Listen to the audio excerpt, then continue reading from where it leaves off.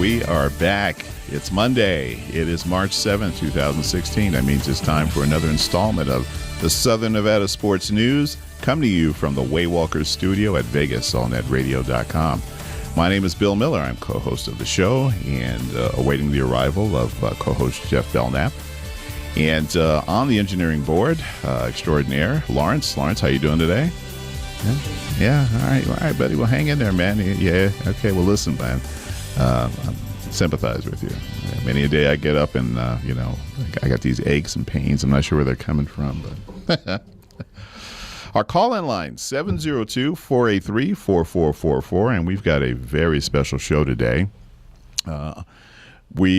Jeff considers himself our sort of in-house prognosticator who gives us his bets, his tips, his thoughts.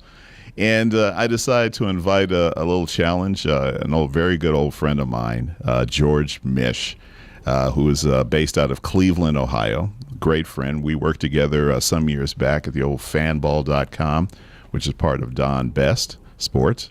And so we're going to get some insight into arguably what's going to be probably the most exciting NCAA men's tournament ever. I think that there's certainly no clear-cut favorite. I don't think there's been a number one all year long for any longer than a week or two. But George Misch, and I believe George has been holding on the line. George, are you there, buddy? Yes, sir. I'm here happily waiting for your voice to come on after the Indians just whipped the Dodgers in preseason baseball. Yeah, well, that's the beauty about preseason baseball. Yes, I know. It doesn't mean a damn thing. There you go. But thanks for sharing that with me, by the way. Yes. How you doing, George? I'm doing fine. All right. Well, we're sitting here waiting. Jeff has been delayed in traffic. He'll be arriving here soon. But I appreciate you, taking the time to join us this week on the show.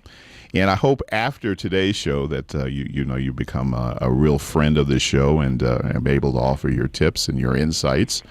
But just to kind of go back and kind of bring everybody up to speed, I first met George back at fanball.com. I think it was, if I'm not mistaken, was it 2009 or 2010? I don't know. It was so long ago. Long ago, It was long ago, yes. I've been back here for 5 years plus, so we did that many, that had to be, well, let's see. I can go back and tell you I had my stent put in my heart when you were delivering me over there to the hospital in 2007, and we were already working there, so. You're right. It probably is 2007. And, Jeff may not know this, but George, you helped out with the Vegas Kings football team. You kind of got up close and personal with regard to trying to contact those rascals. Yes, that was the most interesting day of my life. To try and get some information. Led me to drinking.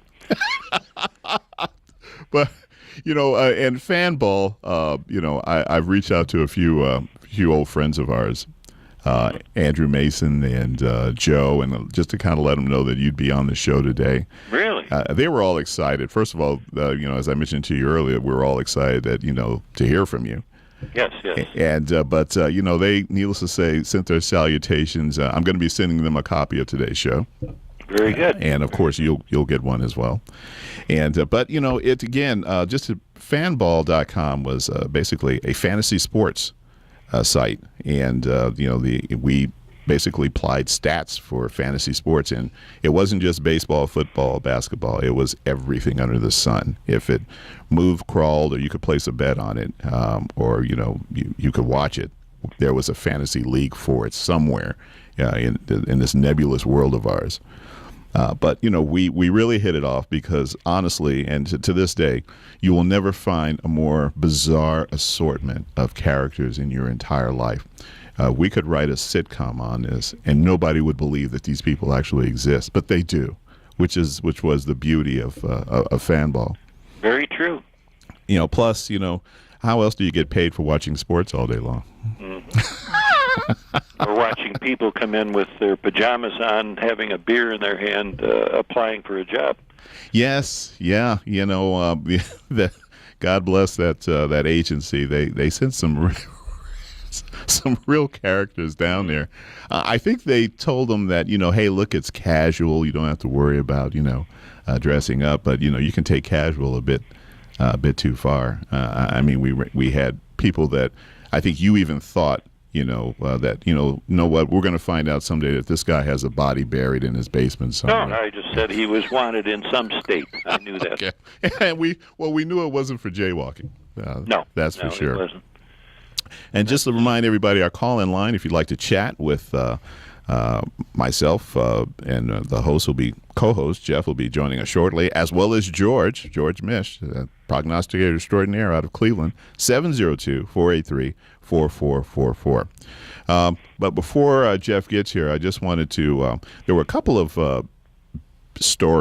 big stories as far as the sports world was concerned. One obviously was that seemed to dominate the news was the retirement of Peyton Manning.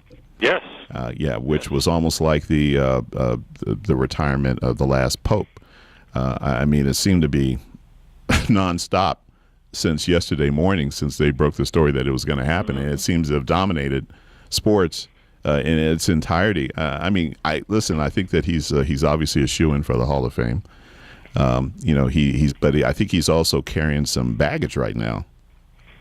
Yes. With regard to some of his shenanigans while he was at Tennessee, and and I'm not trying to knock the guy, but I think that I don't know why it took this long. I worry about that with everything that comes out 20 years later, including a lot of things we talked about in private that I don't want to get into. Why not have it come out 6 weeks after? Are you that scared of the people or whatever? But yeah. That's the way it goes. But he is a great one. But now that leaves it open to Eli has 2 rings also, but I don't even use him in the same breath. But he certainly should probably be right up there with him. Yeah, and do you think that Eli's stats, aside from the two rings, are they enough to get him into the Hall of Fame? I wouldn't, no.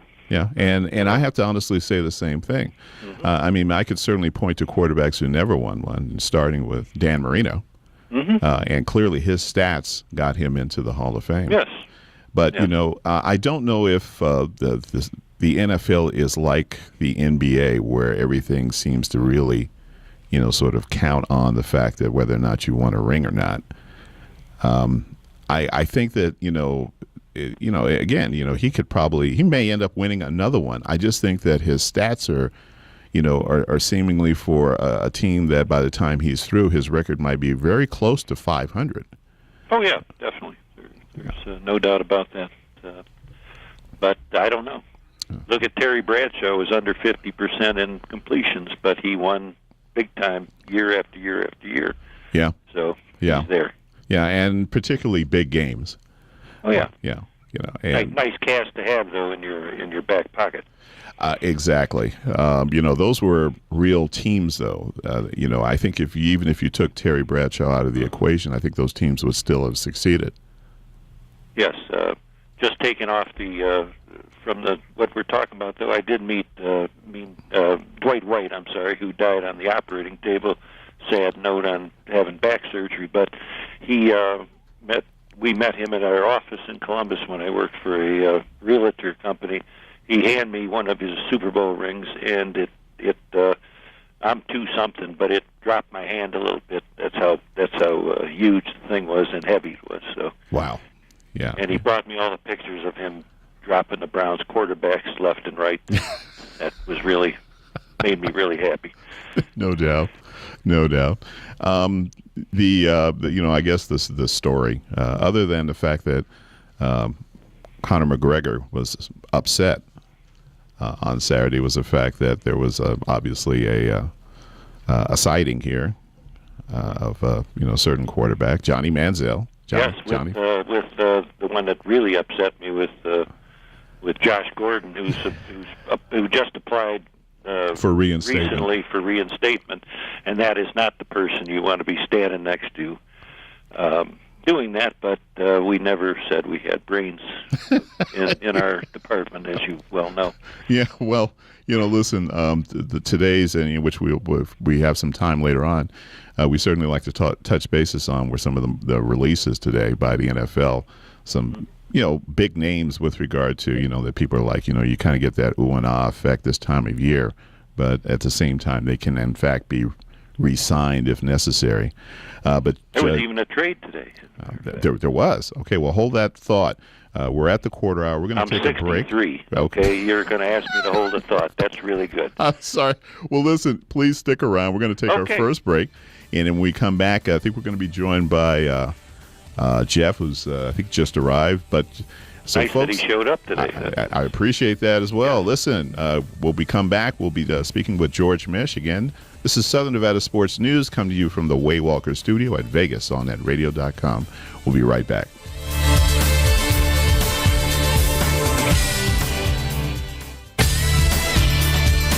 All right, we are back for round two. Southern Nevada Sports News, coming to you from the Waywalker Studio at VegasOnNetRadio.com. My name is Bill Miller, co-host, joined with Jeff Belknap. And on the line, prognosticator extraordinaire, George Misch, coming out of Cleveland, Ohio. George, my co-host, is here. I never met you, but I heard a lot about you. So hopefully good stuff. Well, just to bring Jeff... Just leave that when I get out there in October. Okay. Just to bring Jeff up to speed real quick. Jeff, at the time, George, when you were helping out with that list for the Vegas Kings and trying to get data out of those guys, Jeff was the GM of the Vegas Kings football team. Oh, you were the one that got me to do that. It was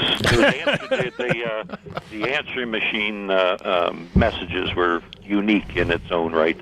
Oh, yes. I had to look up some of the Urban Dictionary to see some of the stuff. But we got through it. We absolutely did. So, George, now that Jeff is here, needless to say, after this weekend, we've got some teams that have already punched their ticket to the big dance. I saw that buzzer beater by Northern Iowa yesterday against Evansville. That was exciting. Beautiful. Yeah. Beautiful. Yale, because they won the Ivy League, that is their ticket. They have no tournament. No tournament whatsoever.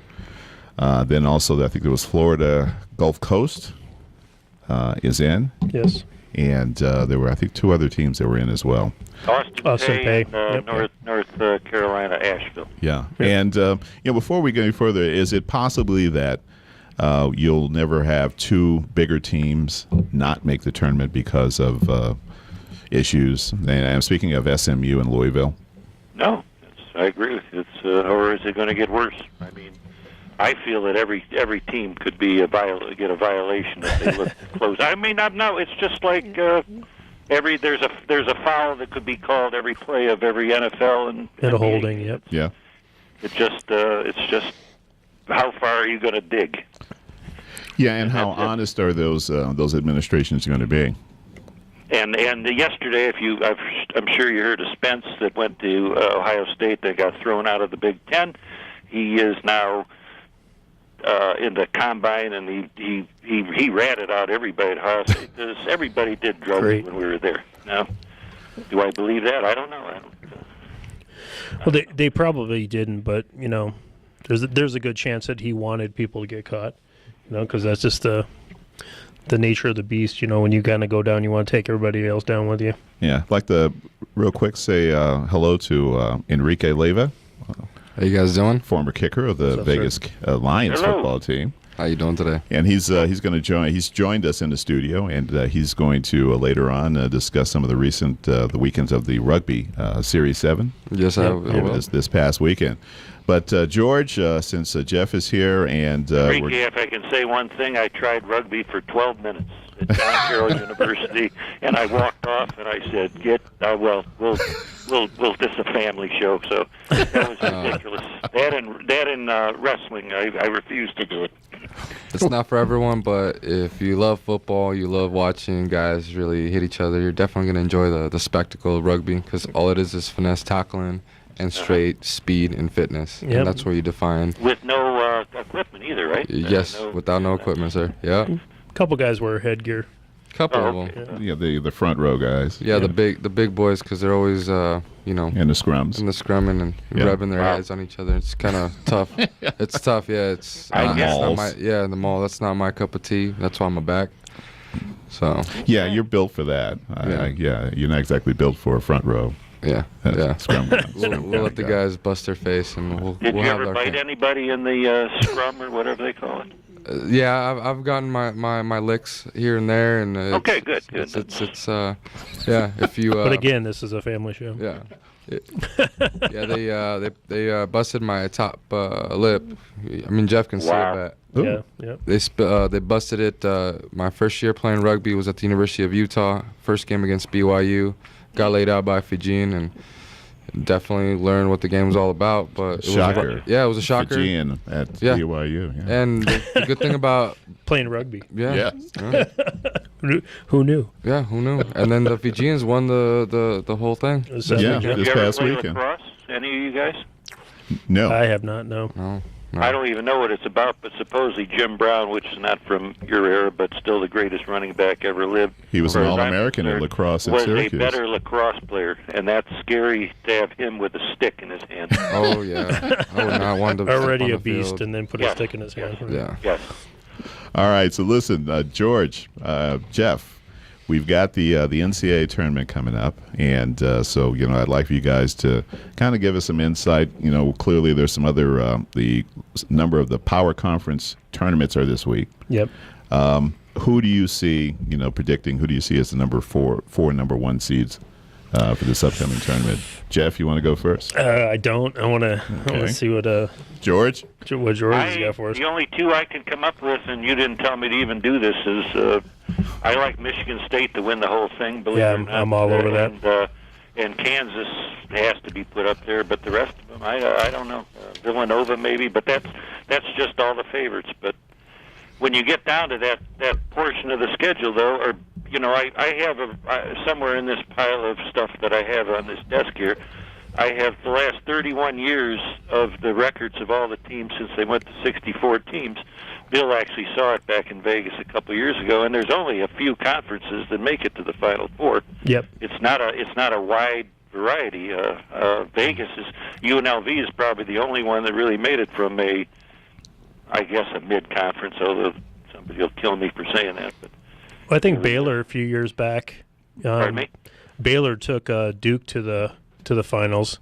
Yeah. I think it was about 2010. Mm-hmm. And they were a deep. I mean, I think they were an 8 seed in that tournament, 8 or 9 seed in that tournament. Yeah, but they're coming out of the Big 12, and they would certainly. Were they in the Big 12 back then? I don't remember. I don't know if they were in the Big 12 back then. No, I don't think they another were. Team I like, and I don't know if is West Virginia for some reason. They have a great turnover ratio, and they got very, very good rebounding, which is one of the four. I don't know if any of you guys follow the Oliver thing with the 4 factors of winning a tournament. It's scoring, turnovers, rebounding, and free throw shooting.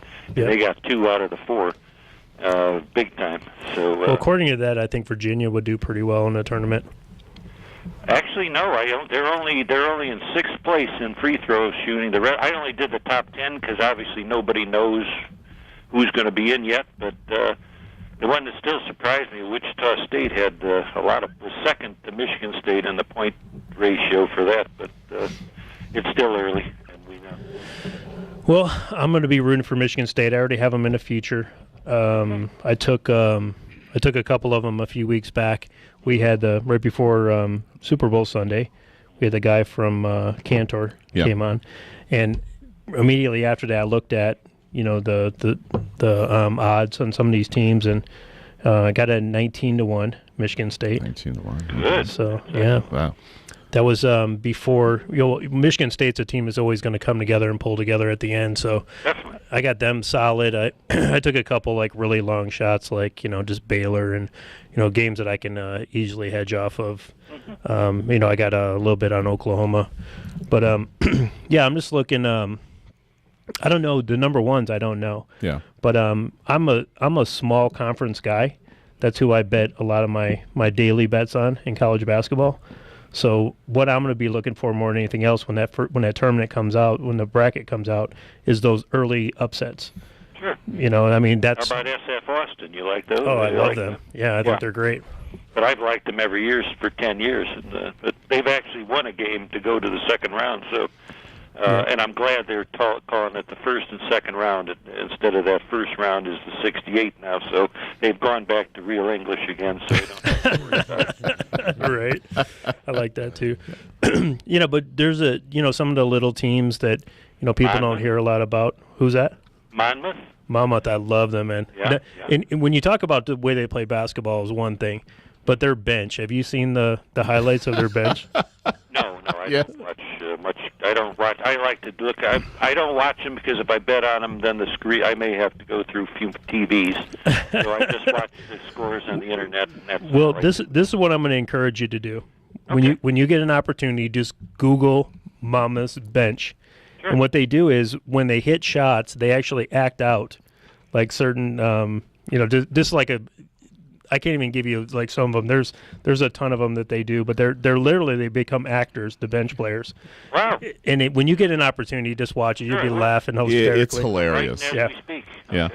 And, and I, having lived in New Jersey for a number of years, Monmouth, it's a beautiful township.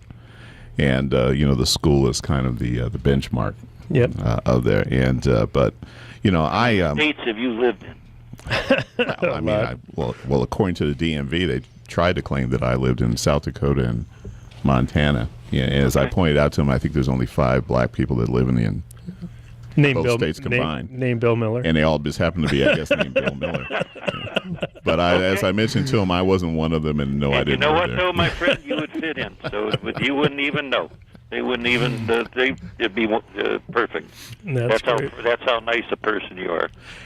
And I think that I can honestly rule on some conferences that I don't see a potential winner coming out of. Okay. And I'll start with the Mountain West Conference. I hate to say Fresno this. might be able to do a little bit of work. I think that although I do I think San Diego State. Oh yes, farther than 1 or 2. They could go at least 1, Sweet 16, maybe 2. maybe? Yeah. I think really that I think 1 or 2 may go good to the Sweet 16, but I think that's the extent of it. And I'm going to go right to my my own pride and joy, the Pac-12. I don't think this is a year for a team coming out. Oregon, Arizona, definitely not UCLA. Oregon, I like. Oregon actually. And again, I think I think because of the overall weakness of the conference itself, whoever comes out of there, even the conference champion, is going to get a crappy draw. Yeah. Oh yeah, they always do. Yeah, they'll always get the 8 or 9 seed and have to play somebody pretty decent. Looking at it, and George, you're a Big Ten guy. Jeff is a Big Ten guy. Who do you see coming out of that conference as the champion? Michigan State. Without a doubt. I mean, I think Iowa might be able to give a little bit of a run, but Michigan State's clearly. Better than I expected.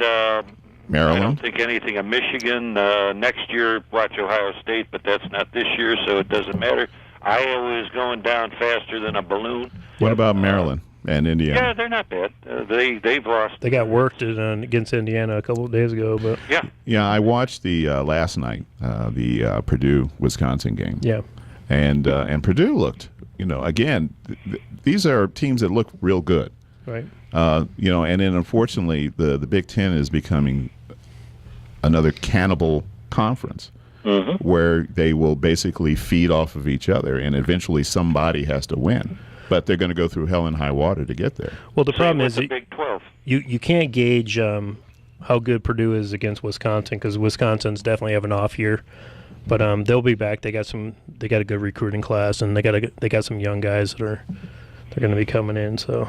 But where else could you lose by? I don't know what it was, 10, 11 points last night, and then the Wisconsin coach, who's a temporary guy, was given the full-time job this morning. So, good. Well, I mean, I think they're looking at it from the long term. I mean, they got a lot of young guys on that squad, and Big Ten is a recruiting conference. They're going to be able to get whoever they want. Well, I think the departure of their head coach at the beginning of the year and the timing was the way it happened was a shocker, particularly coming off the year that they came off. Oh of. yeah. Mm-hmm.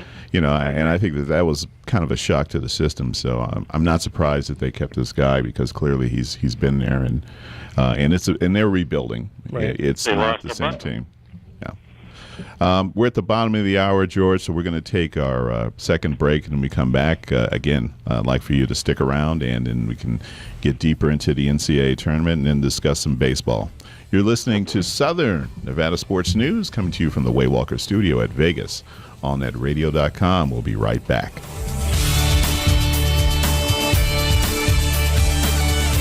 All right, we are back for round 3. Southern Nevada Sports News, come to you from the Waywalker Studio at Vegas on netradio.com. My name is Bill Miller, co-host, joined with Jeff Belknap. in studio as well. Enrique Leyva. And on the phone, George Misch out of Cleveland, Ohio. I could have said that. Yes, you could have. I'm just sorry, guy George. over I'm just here. trying to tell you, yeah, well, this guy's already settled into the show. All right, I George. went to an offshoot at Gorman High School. I had Jesuits till I think I was married. That's And I right. think they went on my honeymoon with me. George went to, is it St. Ignatius? St. Ignatius in Cleveland, Ohio. Which is the equivalent of Bishop Gorman Nice. in Cleveland. Yes, sir. Yeah, or modern day in Los Angeles. And so he went to a power Jesuit school. Yes, definitely. Yeah, powerhouse Jesuit high school with no borders. So they just recruited like crazy. We don't recruit. We didn't recruit back then. Yeah, okay. Didn't have to, right? Yeah, they just showed up. Okay. All right, Georgie, let's get to. I want to bring up one real fast thing. Absolutely. I'm looking at the defensive thing you said about San Diego State. They're the top percentage defensive team in the country. Michigan State's second. And the team that I don't want anybody to ever play against the first round is my old Valparaiso. I think they're fantastic. Yes. And that's all. Just some stats to Well, throw at you. not only with San Diego State, but you have a veteran coach that's got a championship with Michigan. Yep. Steve Fisher. So I mean, he's always going to bring the players to the dance, and it was funny the other night. How old is he? He must be 80. Yeah, he's got to be getting closer. Yeah. Yeah. But the other night I saw the spread of UNLV game. It was 9.5, and I actually laughed when I first saw it. I was like, they got to be freaking kidding, right?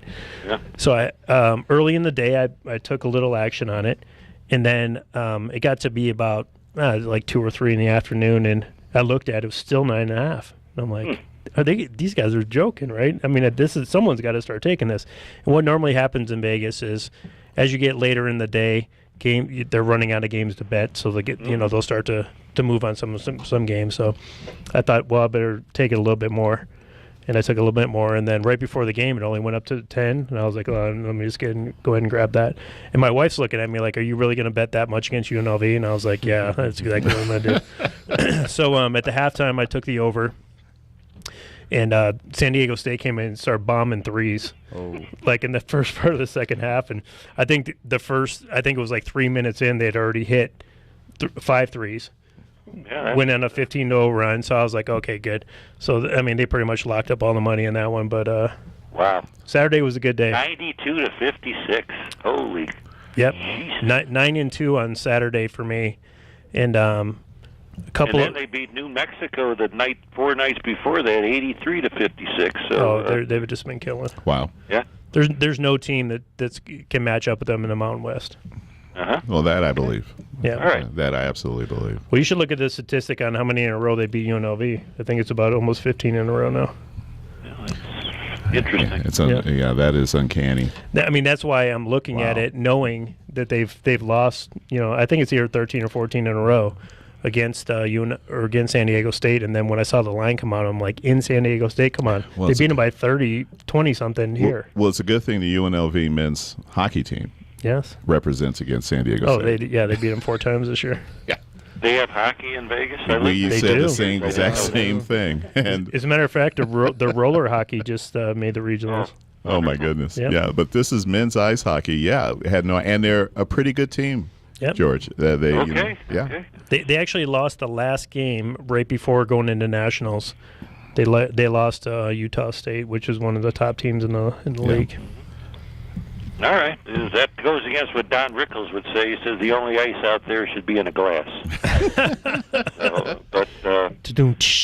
Hey, right, where were we at over there? Come on. Georgie, what do you see some of the other power conferences? And let's go with the ACC.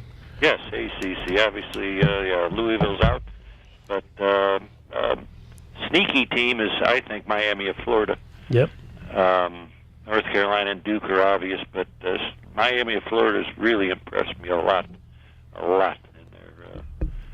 in the way they've been playing and winning pretty impressively. So I think they could be one. And I guess Virginia, but I'm not really. They haven't overwhelmed me with anything. So.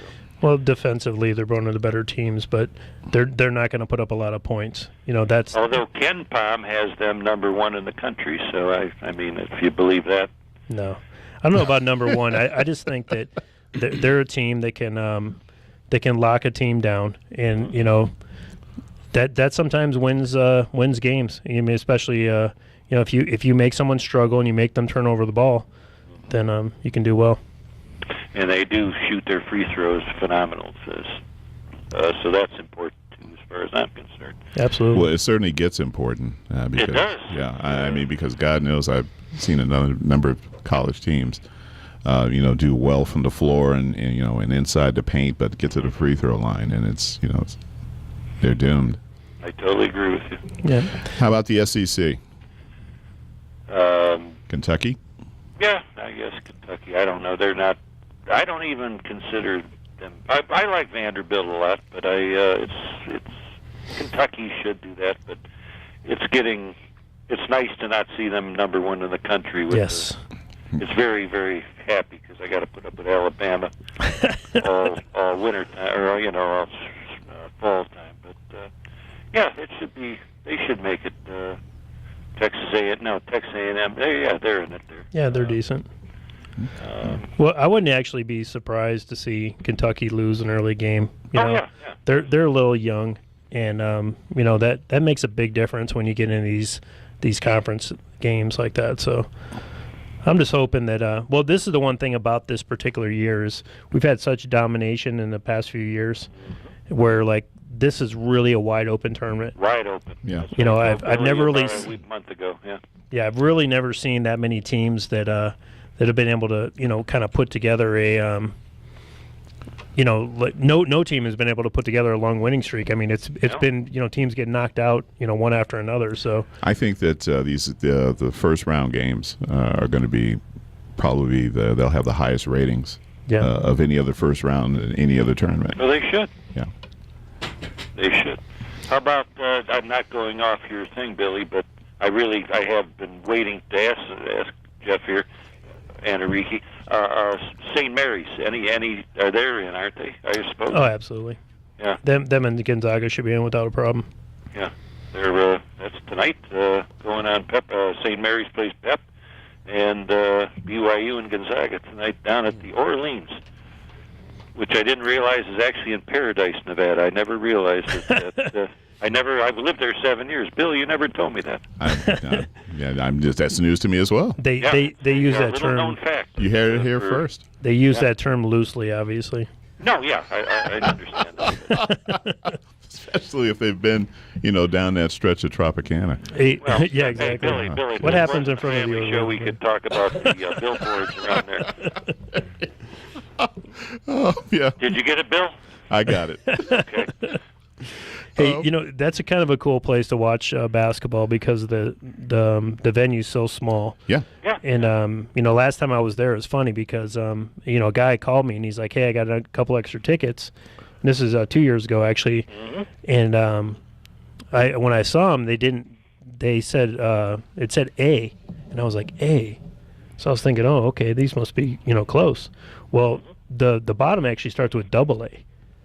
So the floor, there was 7 rows in the floor, and A was actually on the court. So I actually sat right behind the basket where, literally a couple times guys sweated on me, which was kind of not what I wanted. But kind of a turn off, yeah. Yeah, it's not. I'm not a big fan of that, but It was a good time, man. We had some great seats, and I got some great pictures that day. And St. Louis or St. Mary's actually beat Gonzaga that day. Wow. And locked in their spot. But both those teams again went to the tournament anyway. Yeah, I remember going to see Wrangler games over there. Oh yeah. And every seat's a good seat. You know, and of course, you know, it's hockey and fisticuffs, not necessarily in that order. Yeah. It's tremendous. I saw Ty Lawson play with North Carolina against NC Asheville. And Asheville had a 7'7" center, and he was at center court, and Lawson beat him to the basket for a layup. And he was under the basket, their basket, so he was a little bit slow. All right. Great wingspan, yeah, but not very mobile. Doesn't have to jump to dunk, but. Well, gents, what do you guys want to touch bases upon as far as the upcoming tournament's concerned? Well, I want George's number so we can, make some money this year. I'm getting your number from Bill, by the way. You get it from him. That's fine. I will say it's still this has been 20 years ago. It's 10 years ago. It's not like the NFL Monday Night Football, but to make a nice little thing is to bet a home in a major conference, not in one of these small ones, but a small home dog, 2.5 points plus 2.5 or under that, and it's been a really like 73% for the year. That's excellent. It's funny that you say that because I've been telling my buddy that for years. Yeah. Oh, yeah. And that was like one of my little system plays, sure. For many years. And he used to always just laugh at me because I have these little system plays. But no, that's actually a winner is a winner, and that hasn't changed. Like the Monday Night Football thing has gone away, like it used to be. But this thing's been gold for 20 years. Wow. Well, and thank God referees are scared of home court because they're so close to them, and that's the way it is. I really believe it has to have something like that. Well, my one favorite, I'll tell you, George, since we're talking about the the system plays or whatever you want to call them, is if a home team loses the first game of a doubleheader. I think it was the last time I checked, it was some 78% of the time that they win the second game, and. When I see them losing, I used to head to the book. Now I have an app, but say you have a doubleheader going on and that home team's losing the first game, you can almost guarantee that they're going to win that second game. So I would, I would agree with that. I've been on that for a long time. Beautiful.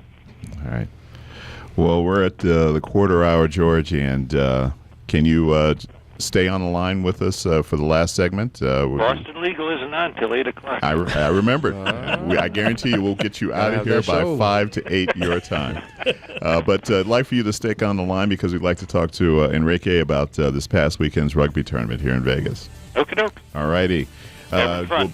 All right, we'll take our last break, and when we come back, it'll be the knockout round at Southern Nevada Sports News, coming to you from the Waywalker studio at VegasOnNetRadio.com. We'll be right back.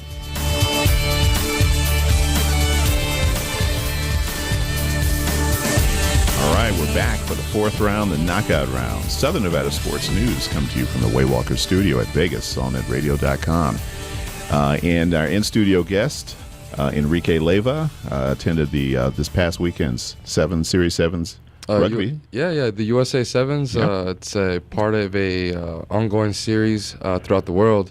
And everyone that loves rugby was here this weekend enjoying the festivities of what Las Vegas gets to offer.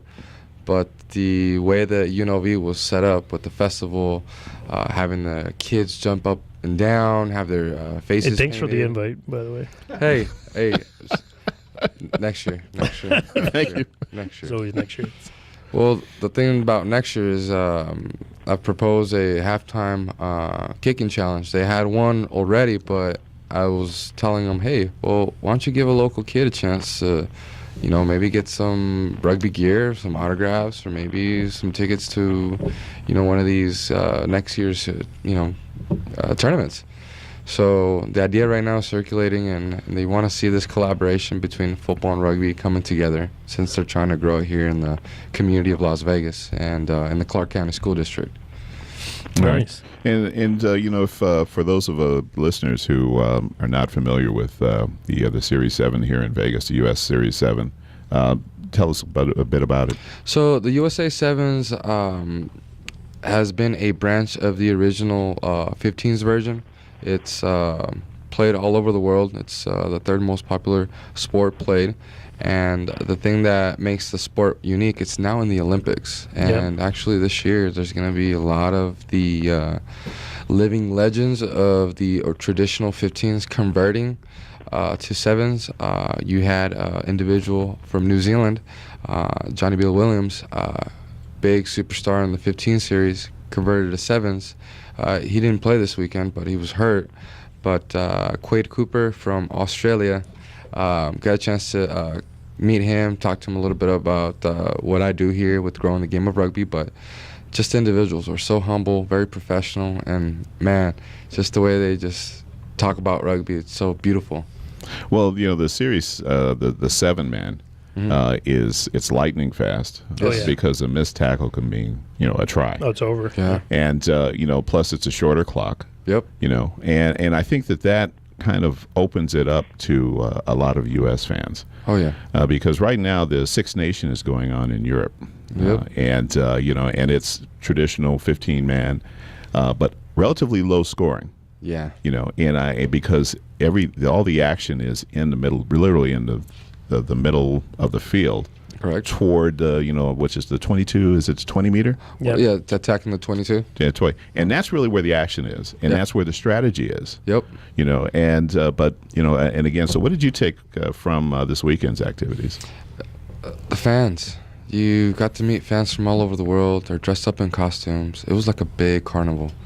The food was great, but you didn't see people fighting. You saw people hugging. You saw people cheering, laughing. So it wasn't anything like the soccer that we had out there? No, yeah. So the thing about that is we had to that call in the National Guard to stop the game. So the thing that I like about rugby is that the New Zealanders introduced a lot of the Haka, the tribal, the Maori. Yep. So everything is just synced into like that culture, and that culture of rugby is real present in the country of New Zealand, and so everyone kind of has their own what else version is of it. there to do besides sheep herd in New Zealand? Well, I tell you, I would say football, Jake would be proud of you. soccer, yeah. But the thing about just this weekend is that you got to meet all the heads. You actually got to shake their hands, say thank you for the event. Even at the Monte Carlo at the pub, you got to meet the players, get to share with food and beverages with them, laugh with them, dance with them.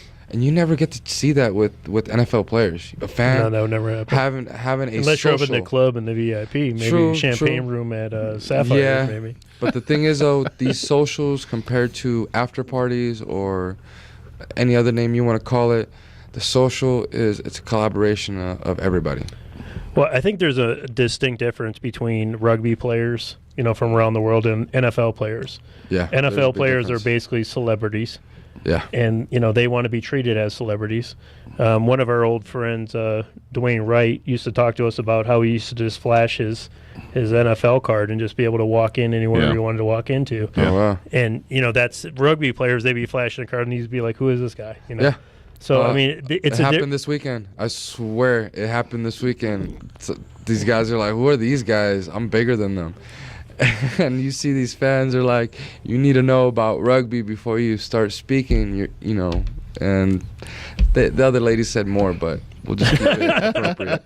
But When rugby players score, they don't jump around with the ball and act like assholes, do they? No. well, during the game, they're hooligans, and off the pitch, we're gentlemen. So there is, identity. You have to.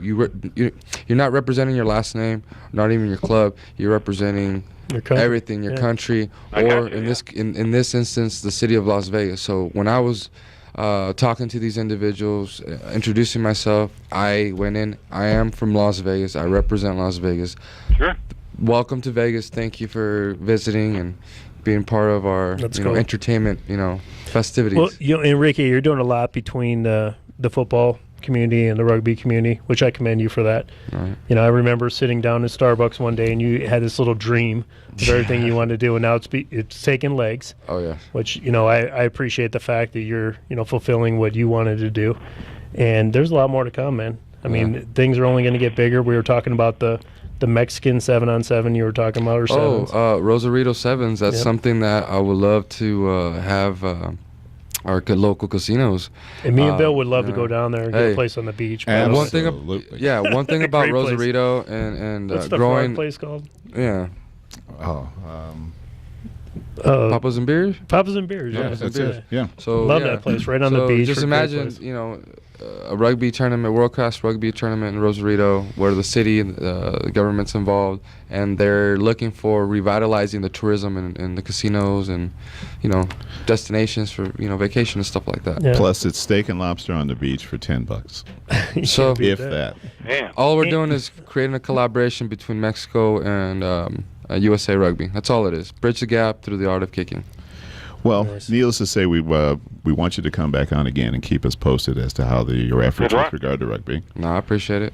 And George, needless to say, we want you to not be a stranger. And as in fact, next Monday after the tournament selection, I'd like to have you on again to kind of comment on the tournament, maybe who got hosed and who didn't. sure. All right. And That's the perfect timing because that's the 44th day out of 45 I am not drinking. If you caught me on Wednesday, you don't have a clue what Okay. I'm talking about. all right. Thank you very much, folks. That was George Misch from Cleveland, Ohio. Thanks, George. Prognosticator San extraordinaire. Francisco Giants to win it all. Bye-bye. Enrique Leyva, local rugby guru. All right. Thank you very us, much. Join us next Monday. It'll be the 14th of March, 4 p.m. Pacific Standard Time for another installment of Southern Nevada Sports News, coming to you from the Waywalker Studio at VegasOnNetRadio.com. Next week. God bless.